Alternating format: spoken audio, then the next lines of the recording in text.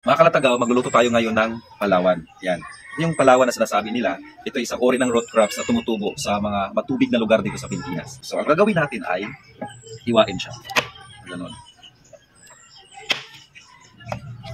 Nang ganito siya kaliit. Is pwede pa nating hatiin pa. Kasi ano siya matigas. So, kailangan siya talagang lutuin sa kumukulong tubig o mainit na tubig talaga. So ngayon, para mas madali siyang maluto, ang gagawin natin ay ito, iniwan natin ay hiwain pa natin.